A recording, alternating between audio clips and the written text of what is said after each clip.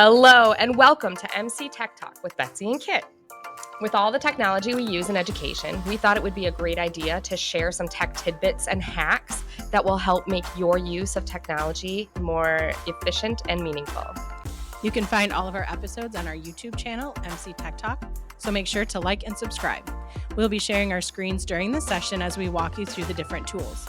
So if you're listening on the go, you can go back and view the recording to see what's going on. Without further ado, let's jump into today's topic. Hello, MC Tech Talk friends. This is Kit And Betsy. coming at you from Monroe County's ISD. Thank you so much for joining us for today's EdTech topic. So on today's episode, we're going to be talking about Canva, which is an online graphic design tool used to create a multitude of things, such as social media posts, presentations, posters, videos, logos, and so much more. You can use Canva both professionally and for personal use. And our hope for today's episode is that it helps illustrate for you the myriad of materials and media that you can use Canva to produce. Hopefully this episode helps a little bit with getting started on Canva, navigating the application, and using many of its tools. So we've mentioned some different ways that we can use Canva, but why use Canva? So honestly, I think it's just really user-friendly. It's so easy. Like, it's very easy for a basic computer user to navigate, figure out how to use, for sure. Mm-hmm. Yeah. All the customizable templates, there's all sorts of different templates that you can choose from. For all different kinds of media, all different kinds of projects, like whatever the product is that you're trying to create, they do have a template, or they have like a model for that type of project, for that idea that you're searching for. Yep. And it's even got built-in apps that you can use. We'll show you the text to image and some other apps that are built in. But the best part is that it's really creator driven. I mean, I really feel like a graphic design artist, and it's not my background, but I feel like when I get on Canva, I can make stuff.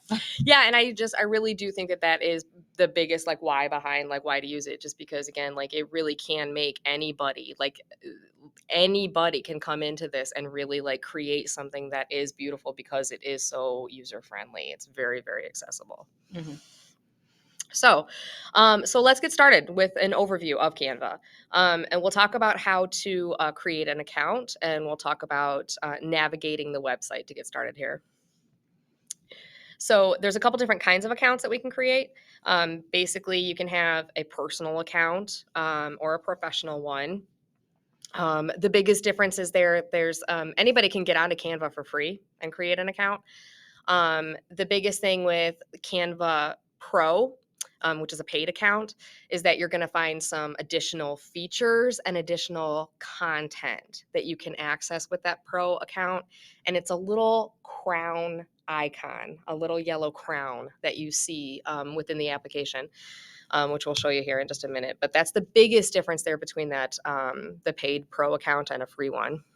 And then there's also the educational account. So educators can actually get free Canva accounts, and you'll see a little icon in the corner with like a little graduating cap that will show you that it is for an educator account. So if you are an educator, you're signing up for Canva, make sure you verify your email so that you can have that free account. Yeah, and the account that we are going to look at today, I think Betsy's logged in with an educator. Yes.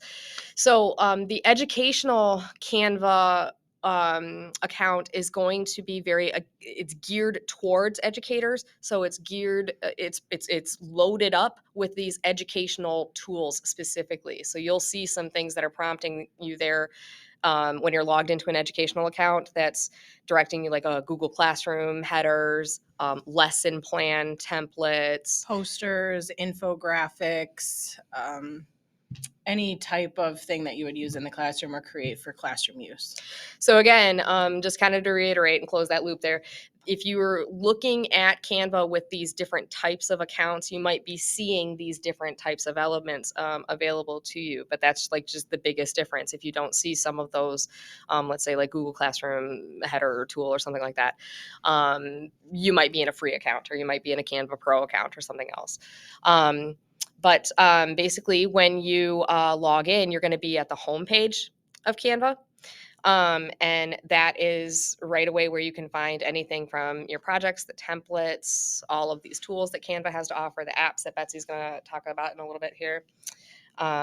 So let's kind of get into looking at some of those templates together. So we are logged in. So on my screen, you'll see Canva. It's just canva.com. Go in, create an account, log in. And on the left-hand side, you'll see the navigation screen. So we've got all of our projects. And the nice thing about Canva is everything auto saves. So as soon as you start a project, it's going to save it to your project area. It's up there in the cloud, y'all. It's up there in that cloud. Gotta So love autosave. we really do love autosave. And especially too when we're doing something like this, like let's pretend like we're just coming in here the first time and we're fiddling around with this application. I want to practice. I want to play in it like a sandbox space and that kind of thing. And the autosave option really does give us a lot of that like security. So we also have our templates, brands, our apps, and then you can invite members and create classes all within Canva.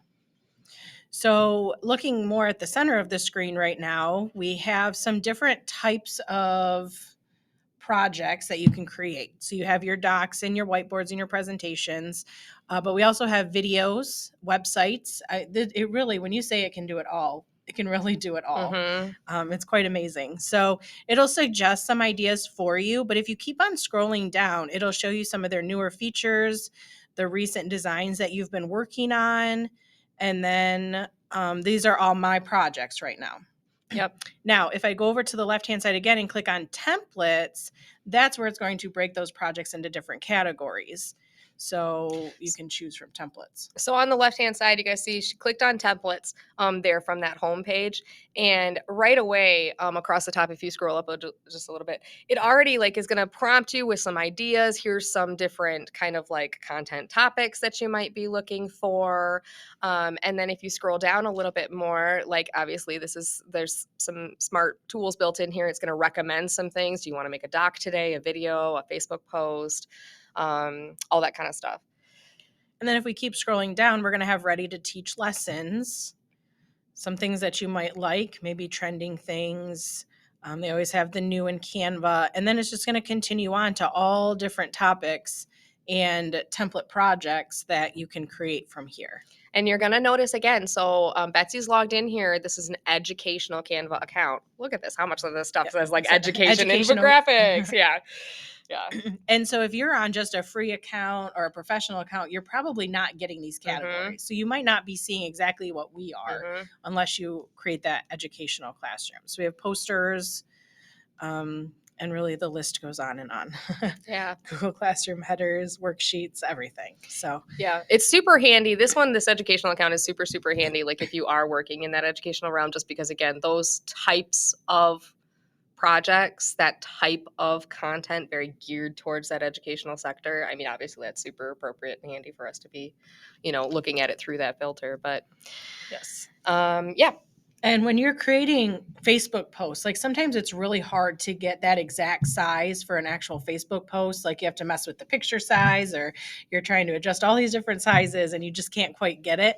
When you do it in Canva and you go to social media and Facebook, which we'll do in just a second, it makes it the right size. Yeah. All you'd have to do is create it and then put it in Facebook.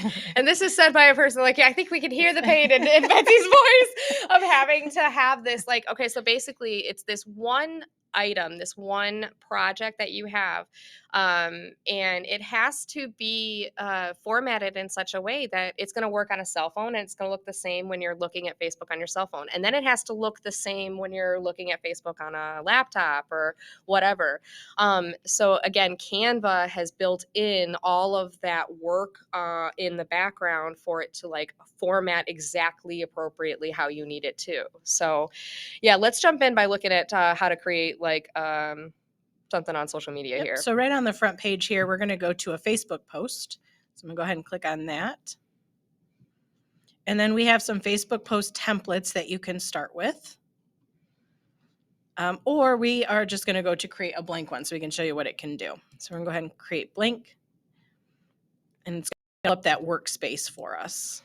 Okay, and then just to reiterate, man, this is auto-saved. This is just automatically, like she clicked create. This is an untitled document at this moment, but like that untitled document now lives over there in her projects in her cloud here. So it automatically goes there and I'll be able to find it right away. So let's go ahead and give this a name. We always want our projects to have names.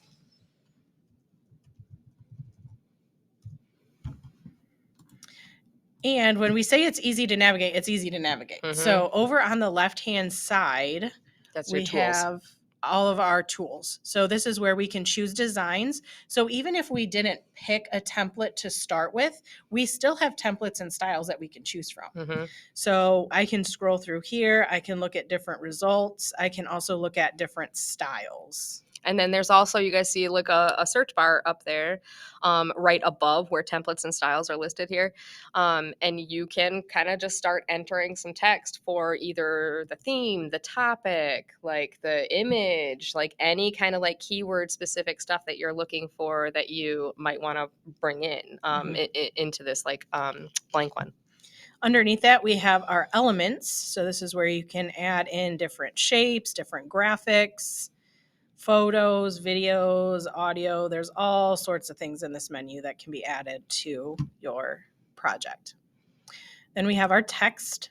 So we've got our traditional heading, subheading, a little bit of body text in there. And we also have some different font combinations Mhm. that you can use and choose from. And it's literally as simple as clicking on one And then it shows up. and entering it in. Yeah. So from there, I can just double click inside here and type whatever I want.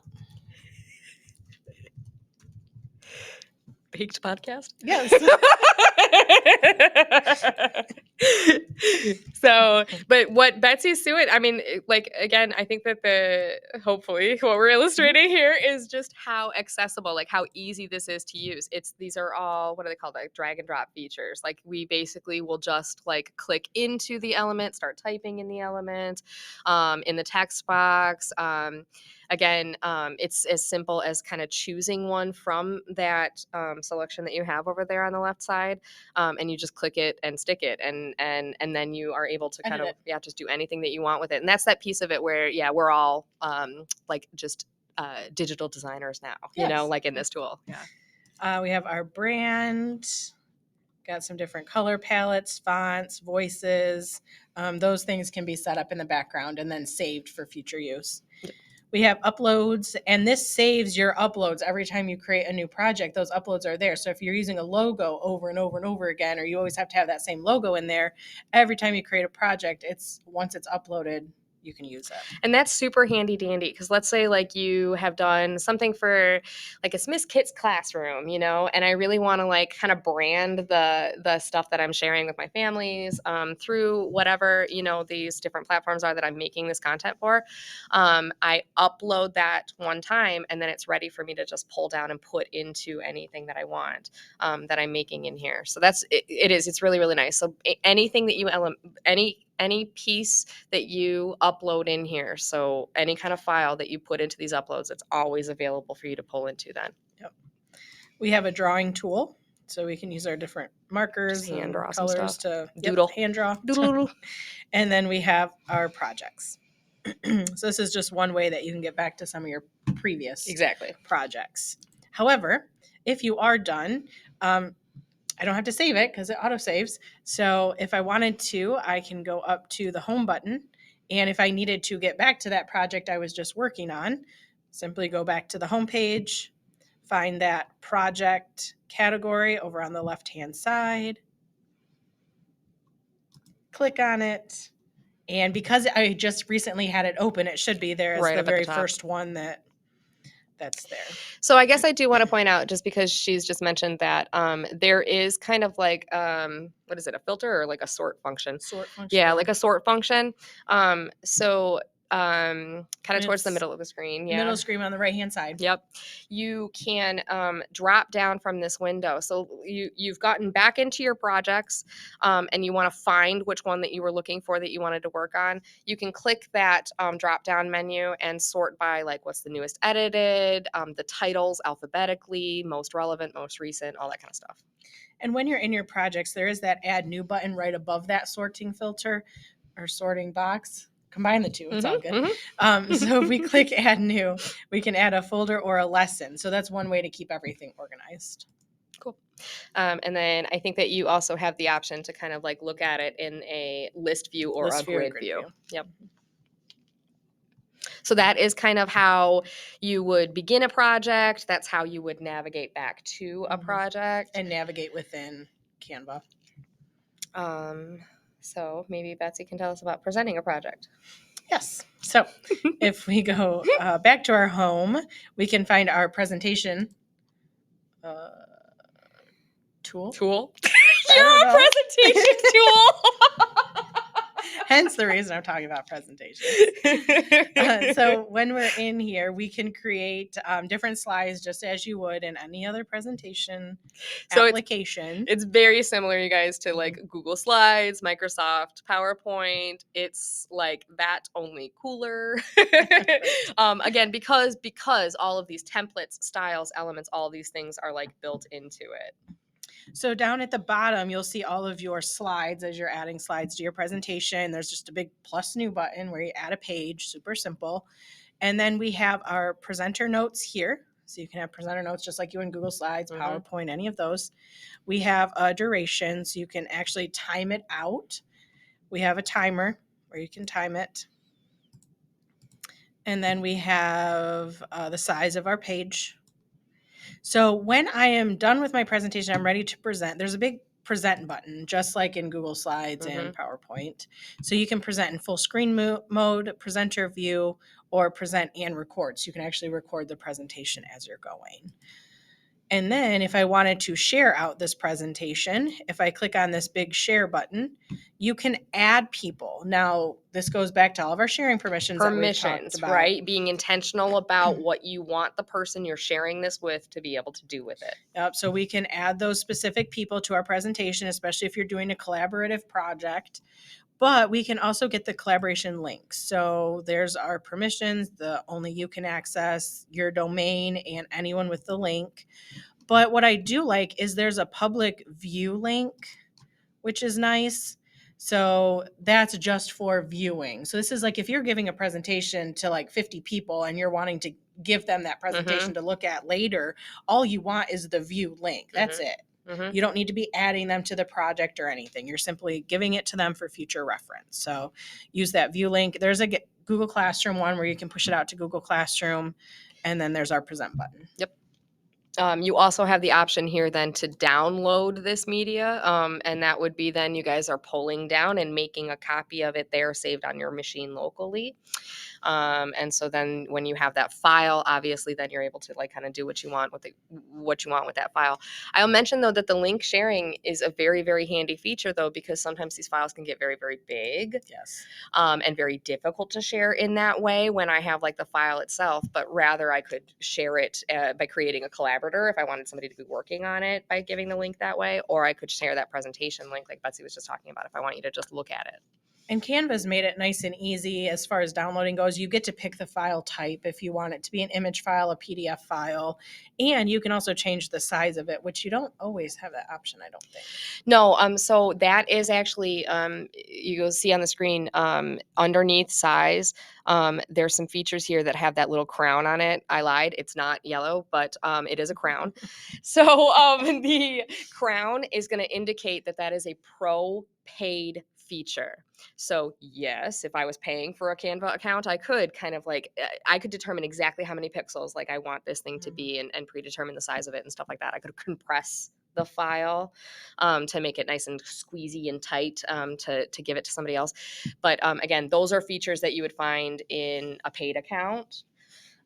So while you're in here and you're surfing around and you're playing with it, like just know that like, yes, there are all these features available and you do want to get your hands on them and try them out. But some of them with that little crown are going to show us that that's for a paid feature. So we looked at how to make a presentation. Let's look at how to make a document. So if we go back to our home page and we find the doc option, I'll go ahead and click on doc first. The doc app. I'm such a nerd. And then from there, it's going to go ahead and open up a doc for you. Again, it's going to be untitled at the moment because we're just starting out. So it's basically a word processor. Yep. You're just gonna write some stuff in here. What is cool about this one again? So, kind of like similar to when we talked about like Google Docs. There's some options in here. Like obviously, you're in here to write some text, like any old word processor, but you also can then collaborate in a document like this through Canva. And if you do go under the templates section, there are doc templates. So this is where you can start out. If you're doing a newsletter, Oh, you don't have to start with a totally blank newsletter. Like pick one that's already formatted for you and go and put your information in. So, yeah. you don't feel like a graphic design artist. You don't know how to create a newsletter Yeah. from scratch. Yeah. So use what's there. For the love of Pete, play with these templates because it just makes it so much easier. Okay, so Betsy's got this doc up and she's like, I want to make this newsletter, but like, I'm not going to like add each element today, or I tried and that didn't work. So now I've got this template of a newsletter in here. Every single element in this template that is now like on the document that she's working on, right? Every one of these elements is clickable, editable, draggable. Is editable a word? Yeah. Very, very like highly, highly, again, accessible. Like I hate to keep saying that, but that's kind of just what it is. Every piece of this. So I can just click into any one of these like subheadings that have auto loaded for me and just start, clickety clack away and put my Employee content in. handbooks, project overviews, pricing proposals. I mean, anything you could think Resource of. guides, Probably got directories, press release. Yeah. Yeah. Go in here and take a look at all these different templates. For the love one of Pete. pagers and lesson plans, class notes, all sorts of stuff. Yeah. So. Yeah. And it's really, really beautiful. There's so much of it. Yeah. Yeah, there is. And then up at the top, like that's where you have your traditional word processing options. So we're going to pick fonts, our sizes, our colors. Yeah. Bulleting points, indentation, and alignment. Yep, lots of different things in the doc. So the same thing with this one, though. We're going to go to that share button when we're all done working with it, and we're going to decide what we want to do with it. Maybe I'm going to download this one because I know. Especially if it's a newsletter and you're wanting to print it. This one automatically defaults to a PDF. So it's going to print as a PDF. You can print those, post them, pass them out, share it digitally, however you put it on Blooms, whatever you need to do with Download it. Yep. You're good to go. Okay. So let's look at the classroom headers. Okay, so Google Classroom headers for our Google Classroom users, because I know not everybody uses Google Classroom, but it's really hard to get just the right size for your header because Google Classroom can be kind of finicky. Yes. Finicky. Yes. When it comes to sizing for headers. So what I can do is I can just use the search bar. So she's on her home page of her Canva account, and then up there, is that an Omni box too? In the search bar, she's just writing Google Classroom header, and then pow, it just brought up a ton of templates for her to look at. So we have just some simple color ones. This is the little graduation cap we were talking about. So these are on the education account. So you have all these to choose from that you can go in and edit. You can create a blank one and start from scratch. So we're going to go ahead and pick one of these headers just to take a look at it real quick. I'll pick this nice colorful one here. So we're going to customize this template once you choose one. Okay, so once your template loads, we can come in here and we can click into these different elements, each of the text box. And again, it's so smart that it has built it up. So like each of these color splotches. Yeah, it's like a splotch of color. Each one of those is a specific element. Boom, she just took out the green ones. I don't know why. What's wrong with green today? But now we're pink and purple up here. So welcome to art class. They've even, again, kind of like built it in so that like the different colored texts are these different colored text boxes. That just makes it easier for you to choose one and get in there and manipulate it as you would. Yes. And what the cool thing is when you click on the text box, if you go up to the color of the text and I click on that, it'll actually pick up colors from the background so that you can have everything match. Yeah, it's another really cool one here on our editing ribbon on the top. We do have some effects that we could add.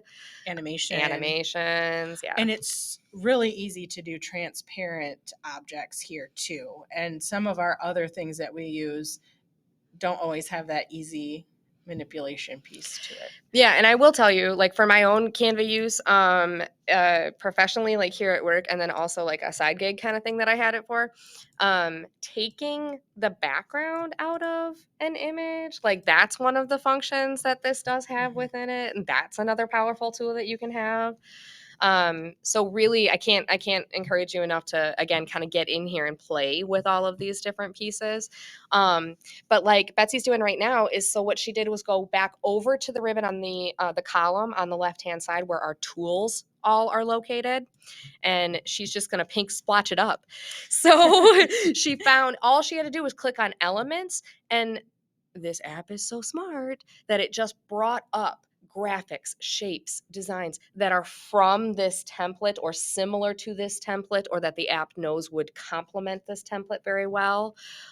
So boom, like these elements that are here listed for you like are really good options for this particular design. Again, we're all graphic designers today. Right. Yeah. And when we do put these elements in, you'll notice that that toolbar ribbon at the top changes a little bit. For each piece of it, you're going to have a ribbon on the top that's specific to the text. You're going to have a ribbon on the top that's specific to an element. Yes, a shape. So we can edit this image, and when we click on edit images, we have some suggested images that you can do. You can also crop and flip, change the color, change the border, animate. I mean, there's all sorts of things that you can do so easily just by clicking on it. 100%. So when your Google Classroom header is ready, if we go up to the share button and go down to the download button, I'm going to go ahead and download it as an image. And once that's downloaded on my computer, all I have to do is go to my Google Classroom, edit the image at the top, and pop it in. Yeah. And it's going to fit. Yeah. And again, Canva has done the work for us by making sure that the number of pixels is appropriate, that the dimensions is appropriate, specifically for that type of media, specifically for a Google Classroom header, specifically for a Facebook post, specifically for a Facebook Instagram cover page, banner, whatever you're doing. Yep. So we're going to go back home. And then I would suggest going for those of you that are teaching and have classes and lesson plans, just finding the lesson plan templates and looking at them. They have ones that are laid out for each day, for each month, for a week. I mean, they're all different. So looking at those lesson plan templates and playing around with them, finding ones that you like that you can use on a regular basis. There's another one too that you can make, almost like you can make yourself a lesson plan template. Like you can make yourself in here in Canva a nice like blanky lesson plan format, like template for yourself that you want to use going forward. So that's another really cool tool. Yep. So design it and then use it over and over again. Yep. Very cool. So Canva, it's always been wicked smart, but I can't say enough about like the company's doing good things because they continue to add functionality and features into this application. Another one, or one that is just exploding right now, are these generative AI tools. Yep. So there's a couple different places you can, I mean, they're all over in Canva, but we'll show you a couple specific ones. I'm going to describe the icon as it's Magic Studio, so it's like magic. Get these lines and these stars throughout your page. But we're going to actually start with a doc. So we're going to go to a doc. So again, if you're looking at the app, like it's the Magic Studio is kind of like what that piece of the platform is. Like if you're going to go straight AI from the jump and you're going to pick a project like based on knowing, okay, I'm going to use AI to build this out, you can go into your Magic Studio. You pop home just for one more second for me. Over on the left hand side, like when you're looking at your home screen, it will say it might say new, depending on when you're listening to this, but it's Meet the Magic Studio, and there's this little icon next to it that's like magic. I don't know how else to describe it. But Magic Studio, or if you see that, like, how would you describe that icon, man? Yeah, I don't even know. Like little stars, sparkles. Yeah, sparkles. So they have the magic design for presentations, the magic design for video, and then they also have the magic write. So those are some of the things that we're going to show you right now, just so you can see how they work. Yep. But then you can go in and try it yourself too. Yep. So we opened up a new doc, and when we're in our doc, when I click inside the doc, there's this little plus sign that pops up and it says, do you want to add magic? Add magic. So we're going to add magic. Oh, yeah. So we're going to use the Magic Write. So Mhm. that's the generative AI tool for a doc. And we're just going to tell it what we're looking for. Yeah.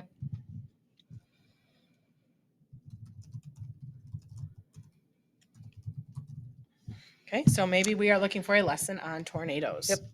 So we're going to go ahead and generate that. It's going to do some magic and some thinking. And it's going to give us... Tornadoes are one of the most dangerous and unpredictable natural disasters that can occur. They are formed from a combination of warm, humid air and cool, dry air. So you now have a basis to create your lesson plan. Yeah, it gave you some about content. tornadoes. It gave you Yes. some information. It gave you some content. In that text field, where Betsy wrote the text about a lesson plan about tornadoes, that's where you can kind of like get creative or inventive. Like think about it, it's a prompt. You are prompting Canva's AI to pump out, deliver you some content, some words in this doc. The better you write your prompts, Yep. the better the results are going to be. I was very vague. I said, write a lesson about Yeah. tornadoes. It's going to pull out some information about tornadoes. Yeah. But if you tell it who you are, what you're doing, you set the setting of why you're doing it, and you give it some parameters, it's going to follow all of those parameters. That's a way, way better way to say what I was trying to say. And that's for any ChatGPT, Yes. for any of Yes. the generative AI tools. Yes. So now we're going to use Magic Design to look at a presentation. So I'm just going to go ahead and open up a new presentation. So in the search bar, we're going to write that we want a presentation on tornadoes. Mm-hmm. Under our Magic Design, it's going to automatically populate a presentation. So you'll notice this says 1 of 7. And it's going to give you multiple templates to choose from. So if I go to see all, I can choose one of these layouts. So I'll go ahead and pick one. And I want to apply all 7 pages to it. And so now from here, I can change these pictures because clearly It's a picture of balloon it did animals, not y'all. give me a picture of a tornado. I love AI. It says tornadoes, the science and the destruction, and it's balloon Balloons. animals. So this is where you need to go in and edit what the generative AI has given you. It's just okay. So the AI is really, and it's the Magic Design. These are kind of like really good starting places. You're not even going to start like from the template kind of based a starting place. It's a really like it already gave you some rich content to build off. It's an outline. Yeah, it's giving you information. Yeah. Now you need to beef it up and just tweak it.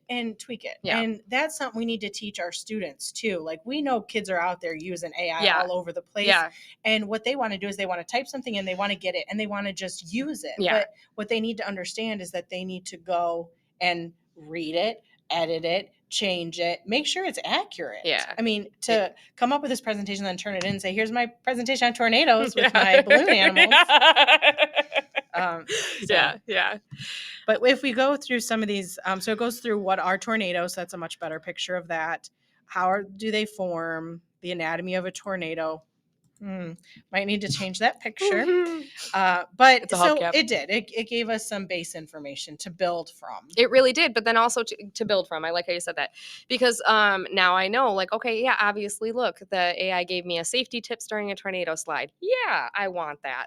No, I don't need the picture of a safe. But, you know, with how accessible this app is, I can very easily go change that picture if I want to. Any pieces of the content within this presentation. And there's a lot of really cool things you can do with images in Canva as far as removing the background, changing what they look like, manipulating. They have something where you can actually cut a piece of the image out and replace it with something else. So there's a lot of really cool stuff you can do with that. But what we do want to show you too is this text to image piece that's in here. So this would be a good example. So I do want to get rid of this picture of the balloons. Mm-hmm. So I'm just going to click on it. I'm going to delete it. And then I'm going to go ahead and delete the outside of it as well. So we're going to find the app section on the left-hand side where we talk to you about all the different tools. When I click on the apps, I want to find the one that says Magic Media on it, and I want to click on that one. So that's the app within Canva that we're using. So what this will let you do is actually type in the type of picture that you want, and it's going to generate images for you based on your text. Picture of a tornado. And we're going to go ahead and click enter. Yeah. And that's why it used to be called text to image, but now it's Magic Media. Mm-hmm. Because they don't just have images anymore. Like now it's video content as well. That's a good tornado. Look at that one. Once I find a picture, I just click and drag it in. It's going to drop it in for me, and that's a much better picture than we had before. So easy. And this is where we can edit the photo. Gives you some different photo editing options, background remover, magic eraser, magic expand, magic edit, all sorts of lots things. of that fancy stuff. Yep. Okay. To animate, we can just click on the animate button, and this is where we can have it come in different ways. Like you're familiar with the Google Slides, with the PowerPoint presentations, yeah.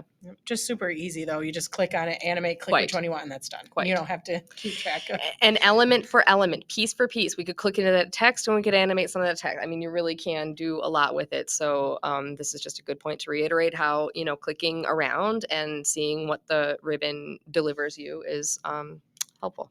Yes. Okay, so we talked about like adding elements into like different types of projects that we're creating, but there's also a function in here to make a GIF. Oh, I said it. I was gonna wait and see how you say it first. How do you say that word, Betsy? GIF. Oh, good girl. Yeah. All right. So for this, we are actually going to use a Facebook post. Mm-hmm. We're going to add in our elements, and then we're going to animate it so that it looks like an actual GIF, which is a really fun activity for students, teachers. You just want to add in that little extra punch to your whatever you're doing. Yeah. Also, just quick side note, make my day. In the comments below, write a J if you say this word wrong. write a G if you say the word right. If you don't know, it is it's a graphic. What is it? It's the I knew the acronym before I started talking. Sorry. The GIF, the GIF.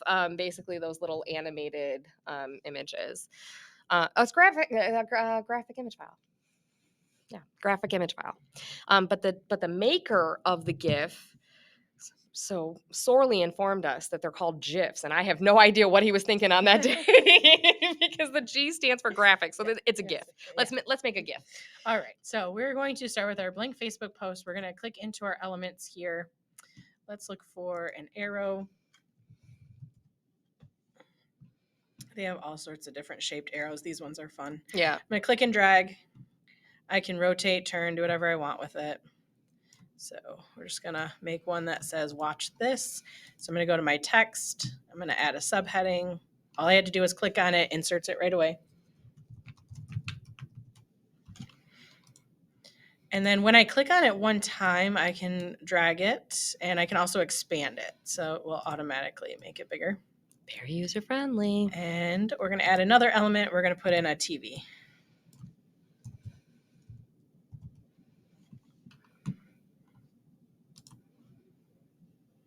Oh, old school TV. I like that TV. Okay, click and drag to make it smaller. So I now have everything the way that I want it, but now I want it to animate. So I'm going to click on the outside, like where my working area is, because I want the whole thing to be animated. Now you could animate each individual piece. Yeah. But because I'm making a GIF, I want everything to be animated. Yeah. So I'm going to click on the outside, and then my animate button is going to pop up. So I'm going to click on animate. That ribbon. Yep. And then I can have it appear. Boop, boop, that one looks cool. I like that one. So I kind of play around with these. They're fun. I like the party one. Boop, boop. Oh, I like that one. Okay, so we're going to click on that one. So once you have all of your elements, all of your text, if you're using text, you don't have to use text, and you have your animation done, this is where you want to share it. So I'm going to go up to the right-hand corner and click on share, and I want to download it. So you can download it as a video. And that's where it says file type. There's a drop down menu here, and that's where you're picking. A PDF would be for printing. Like it even gives you a little prompt, right? The MP4 is a high quality video, but we want a GIF, a short clip with no sound. So I'm going to go ahead and click on GIF. It's going to ask for the size, save date, let's say that's one of those crown There you go. things. Yep, that's a pro feature. And then when I download it, it's going to take a second. Okay, so once it's downloaded, depending on what type of a device you're on, if you're on just a Mac or a PC, it's just going to go into your downloads. Into your files. downloads folder. Yeah.